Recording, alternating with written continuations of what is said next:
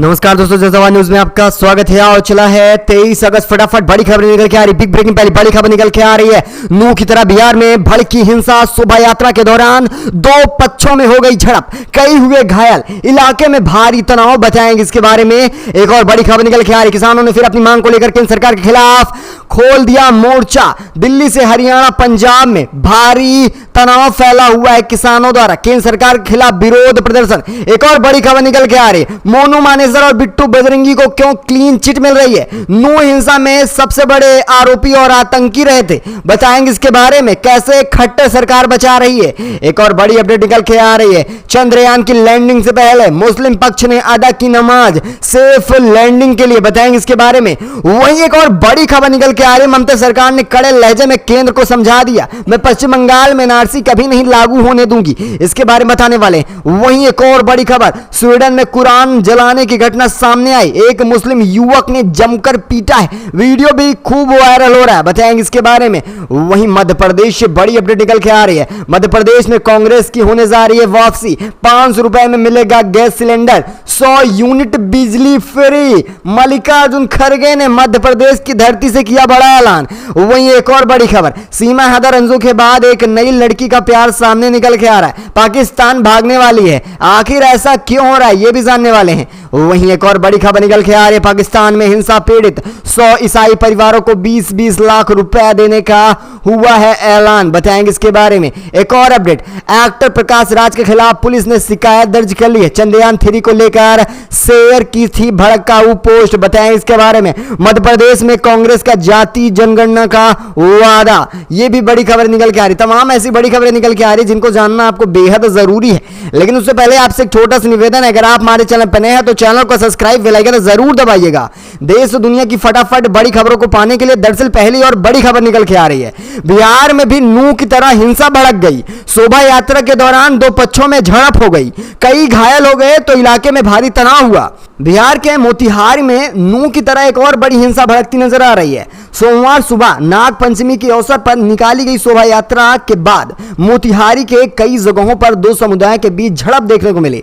प्राप्त जानकारी के मुताबिक आपको बताते चलें, बगहा और मोतिहारी के कई जगहों पर छोटी मोटी झड़पें हुई, लेकिन वहीं बगहा में शोभा यात्रा पर पथराव भी हो गया, जिसके बाद दो समुदाय के लोग आपस में भिड़ गए। इसके बाद भयंकर तोड़फोड़, आगजनी की घटना सामने निकल के आई। इस झड़प में 4 पुलिसकर्मी सहित 12 लोग घायल हो गए। सभी घायलों को बरगहा अनुमंडलीय अस्पताल में भर्ती कराया गया। अस्पताल के प्रभारी उपाध्यक्ष डॉक्टर केबीएन सिंह ने मीडिया से बात करते हुए कहा कि दीनदयाल नगर निवासी भगवान चौधरी नाम के व्यक्ति की गंभीर हालत बताई जा रही है, लेकिन अन्य स्थिति पूरी तरह से बाहर है किसी भी तरह से बचाने के। वहीं उन्होंने कहा कि घायलों का इलाज अभी चल रहा है, सभी को बेहतर स्वास्थ्य निगरानी में रखा गया है।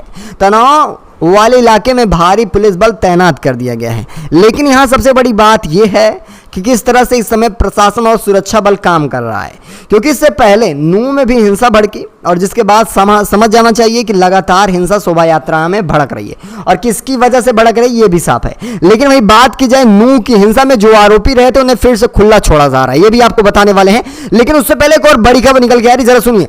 किसानों ने केंद्र सरकार के खिलाफ फिर से विरोध प्रदर्शन खोल दिया, नया मोर्चा खोला गया है। हरियाणा से पंजाब तक किसान नजर आने वाले हैं सड़कों पर। एक बार फिर किसानों ने एक बार फिर केंद्र की मोदी सरकार के खिलाफ अपनी मांगों को लेकर मोर्चा खोल दिया है। किसान पंजाब के संगरूर के लोगवाल पुलिस स्टेशन के बाहर धरने पर बैठ गए हैं। किसानों के एक प्रतिनिधि दिलबाग सिंह हरिगढ़ ने कहा कि किसानों को नुकसान हो रहा है, इसलिए 16 किसान जत्थेबंदियों ने मांग की थी कि केंद्र सरकार राहत कोष से उन्हें 50,000 करोड़ रुपए जारी करे। हमारी फसलें ग्रसित हो गई हैं। हमने यह भी मांग की केंद्र केरल की तर्ज पर एमपीएमएससी कानून बनाए ताकि हमें लूटना बंद हो जाए। वहीं देखा जाए, किसानों ने धरने के जरिए कहा है कि अभी तो केवल और केवल एक ही समुदाय के किसान सामने आए हैं, आने वाले समय में दिल्ली से हरियाणा तक किसान ही नजर आने वाले हैं। वहीं देखा जाए, किसानों के धरने के बीच पुलिस खास तौर पर मौजूद रही, भारी सुरक्षा बल भी तैनात है। किसी भी तरह से हिंसा ना भड़क पाए किसानों की इस रैलियों में।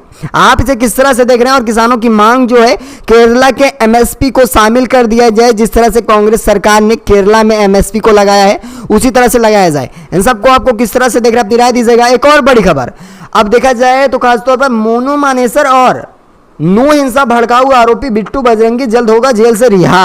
इनको पूरी तरह से एडीजीपी जो है हरियाणा के वो क्लीन चिट देते नजर आ रहे हैं। कहीं ना कहीं इसमें खट्टर सरकार का भी अहम हाथ माना जा रहा है। गौरक्षक मोनू मानेसर का बयान भड़काऊ नहीं था, ये सब बयान एडीजीपी ममता सिंह का निकल के आ रहा है।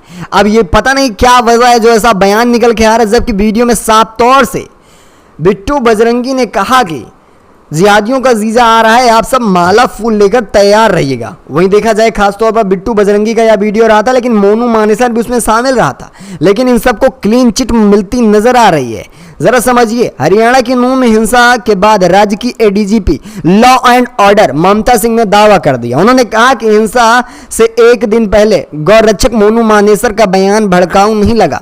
यही नहीं, उन्होंने यह भी स्पष्ट किया फरीदाबाद से बिट्टू बजरंगी को नू हिंसा के केस में नहीं पकड़ा गया है, बल्कि उन्हें खासतौर पर पुलिस के साथ मिसबिहेव के कारण गिरफ्तार किया गया है। यानी देख बात समझा जाए, नू हिंसा में चाहे जो किया जाए, जो भी किया गया हो हिंदू संगठन की तरफ, वो कोई आरोप नहीं है, वो कोई भड़काऊ भाषण नहीं रहा था। पूरी तरह से लॉ एंड ऑर्डर की धज्जियां उड़ाई जा रही हैं। इन सबको आप किस तरह से देख रहे हैं, अपनी राय दीजिएगा। और जरा बताइएगा, अगर बिट्टू बजरंगी आरोपी नहीं और मोनू मानेसर आरोपी नहीं, तो नू हिंसा में 6 लोगों की जान जाने के पीछे किसका हाथ रहा?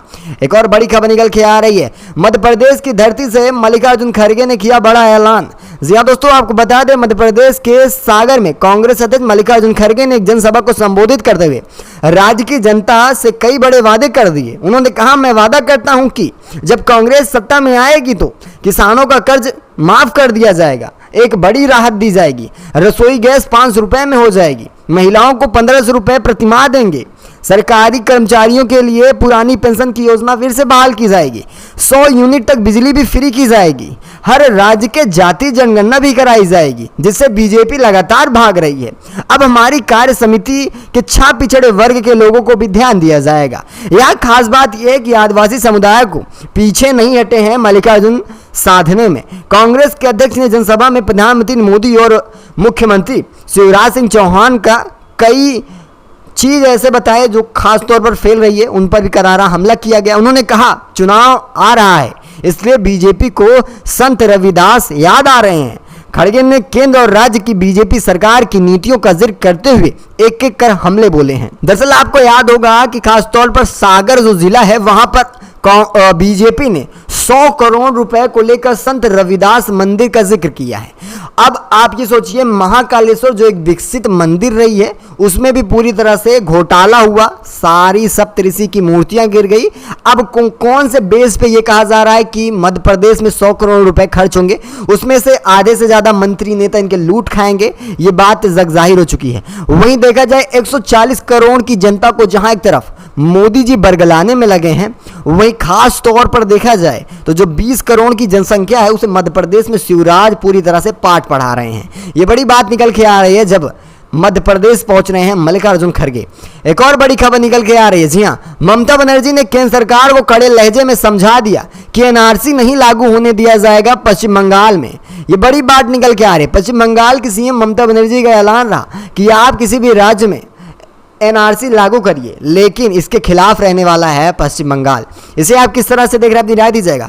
जी हाँ दोस्तों, आज की सबसे बड़ी खबर निकल के आ रही है, लखनऊ में चंद्रयान 3 को लेकर साफ लैंडिंग हो, सफल लैंडिंग हो, किसी भी तरह से दुविधा ना आए, इसको लेकर मुस्लिम समुदाय की तरफ से नमाज पढ़ी जा रही है। लगातार ये भगवान से विनती की जा रही है ऊपर वाले से कि साफ लैंडिंग हो जाए, जिन्हें खासतौर पर देशद्रोही बताया जाता है, वही अब ये अल्लाह से विनती कर रहे हैं कि साफ लैंडिंग कराई जाए। इसको लेकर आपकी क्या राय है, अपनी राय देना ना भूलेगा। वहीं एक और बड़ी खबर कुरान को लेकर आ रही है। स्वीडन में कुरान ए पाक की बेदबी करने वाले सिल्वन मकोई को एक मुस्लिम युवक ने भरकर पीट दिया है। दस्ताने बिना पहने हुए बॉक्सिंग कर रहा युवक जमकर पीट रहा है, ऐसा वीडियो वायरल हो रहा है। लेकिन यहाँ सबसे बड़ी बात ये सोचिए कि विदेशी नीतियों पर भी मुस्लिम समुदाय अभी भी पीछे जा रहा है। जहां देखा जाए, अगर आर ओवरऑल बात की जाए पूरे विश्व भर में, तो सबसे ज्यादा जनसंख्या मुस्लिम समुदाय की है। लेकिन स्वीडन जैसे देश में अभी भी कुरान का अपमान हो रहा है। ऐसी खासकर पवित्र ग्रंथों का अपमान आखिर कब तक होता रहेगा, और इस पर कोई नीतियां बनानी चाहिए, ये नहीं अपनी राय दीजिएगा। एक और बड़ी खबर, पाकिस्तान में हिंसा पीड़ित 100 ईसाई परिवारों को मिलने जा रहा है 20-20 लाख रुपए का मुआवजा। ये बड़ी बात निकल के आ रही है। पाकिस्तान सरकार ने हिंसा पीड़ित करीब 100 ईसाई परिवारों को 20-20 लाख रुपए मुआवजा देने का ऐलान कर दिया। कार्यवाहक प्रधानमंत्री नूरुल हक कक्कड़ ने सोमवार को पंजाब प्रांत के हिंसा प्रभावित जरवाला शहर का दौरा किया। पीएम ने उन 100 ईसाई परिवारों को 20-20 लाख रुपए देने का मुआवजा किया है, जिनके घरों पर इस्लामिक कट्टरपंथियों की भीड़ ने 21 गिरजाघरों के साथ पिछले हफ्ते खासतौर पर घरों को जलाया गया था। फैसलाबाद जिले के जरवाला शहर है, यहां पर ईर्षा निंदा के आरोप में भीड़ ने 21 गिरजाघरों को खासतौर पर जमींदोज कर दिया था। घरों के अंदर जमकर तोड़फोड़ हुई थी। और ये देखा जाए, लाहौर से 130 किलोमीटर दूर है फैसलाबाद जिला, और ये पंजाब प्रांत में आता है। यहाँ पर ये सब चीज़ें हुई थी।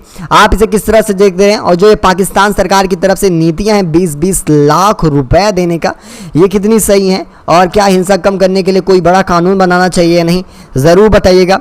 वहीं एक और बड़ी खबर निकल के आ रही है। जी हाँ दोस्तों, बड़ी अपडेट निकल के आ रही है। एक ही व्यक्ति गठबंधन कर सकता है टीम इंडिया का, वो कोई और नहीं बल्कि नीतीश कुमार होने वाले हैं। लालू प्रसाद यादव ने कर दिया है सब कुछ साफ। राहुल गांधी नहीं करेंगे संयोजक का कार्य, बल्कि नीतीश संभालेंगे सारा दमोदमार। आपको बता दें कि टीम इंडिया को लेकर फिर से हलचल तेज होती जा रही है, क्योंकि तीसरी बैठक भी नजदीक आ चुकी है। मुंबई में होने जा रही तीसरी बैठक को लेकर अब संयोजक के ऊपर भी सवाल उठ रहा है, क्योंकि राहुल गांधी की सांसदी भी बहाल हो गई है। टीम इंडिया का एक बड़ा चेहरा बन गए हैं, और ऐसे में प्रधानमंत्री का चेहरा भी उन्हें देखा जा रहा है। अब खास बात है ये कि टीम इंडिया के संयोजक बनते हैं कि नहीं, फिर से नीतीश को संयोजक के रूप में स्वीकार किया जा रहा है या नहीं, ये बड़ी बात होती है। लेकिन यहाँ पर लालू प्रसाद यादव ने बता दिया कि संयोजक के रूप में सबसे अच्छे काम में आपको दिखेंगे नीतीश कुमार। वैसे आपकी क्या राय है? यूपी के सांभल जिले में एक बार फिर से शोभा यात्रा निकालने की प्लानिंग बनाई जा रही है। पुलिस ने मस्जिदों को टेंट से और पर्दों से ढक दिया है।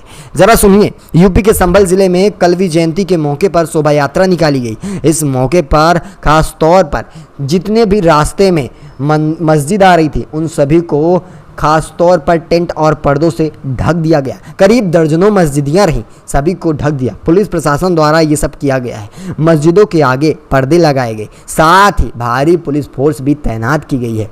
दरअसल सांभल के सदर कोतवाली इलाके में कल की जयंती के मौके पर देर रात गरुड़ रथ यात्रा निकाली गई।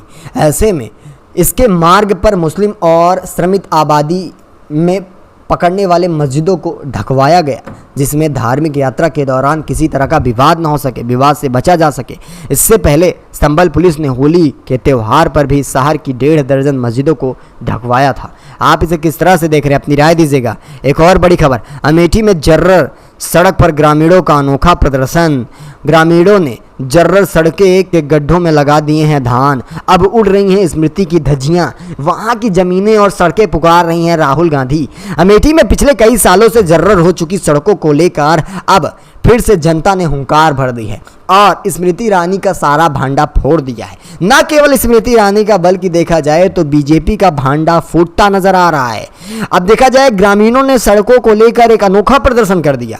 दरअसल सुनिए प्रदर्शन क्या किया जा रहा है। वैसे तो ये मानसून सत्र है और मानसून चल रहा है, तो ऐसे में अब सड़कों पर किसानों ने धान लगाने के लिए उतर आए। सड़कों पर वो धान लगा रहे हैं। सड़कों की ये हालत हो गई है कि अब वहां पर धान भी लगाए जा सकते हैं। साफ आप इन फोटोज में देख सकते हैं किस तरह से धान लगाया जा रहा है। ये कहीं और की जनता नहीं, बल्कि अपने अमेठी की है। आप इसे किस तरह से देख रहे हैं, अपनी राय दीजिएगा। एक और बड़ी खबर पर चलते हैं। जी हाँ दोस्तों, बड़ी अपडेट निकल के आ रही है। आपको बताए चलें, कुरैशी ने खास चेतावनी दे दी है मुसलमानों को लेकर। कहा 1-2 करोड़ मर भी जाएंगे तो कोई खास प्रभाव नहीं पड़ने वाला है, ना कोई हर्ज रहे। कांग्रेस के अजीज कुरैशी का यह बयान निकल के आ रहा है। मुस्लिमों ने चूड़ियां नहीं पहनी हैं। कांग्रेस के वरिष्ठ नेता उत्तर प्रदेश के पूर्व राज्यपाल अजीज कुरैशी का यह बयान है। कांग्रेस के दफ्तर में मूर्तियां बिठाना और हिंदुत्व की बात करना डूब मरने की बात है। ये सब बातें निकल के आ रही हैं जो इनका कहना है कि किसी भी तरह से दफ्तरों में ये जो मूर्तियां हैं, हिंदुत्व की बातें करना, ये कहीं ना कहीं नागुजार है। अगर आप ऐसा कर रहे हैं तो डूब मरिए।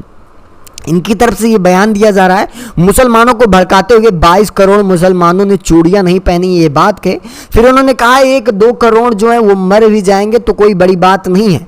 कुरैशी वैसे उत्तर प्रदेश और उत्तराखंड समेत 3 राज्यों के राज्यपाल रह चुके हैं और इनकी तरफ से ये जो बयान दिया जा रहा है कहीं ना कहीं नागुजार है। किसी समुदाय को भड़काना अच्छी बात नहीं होती है।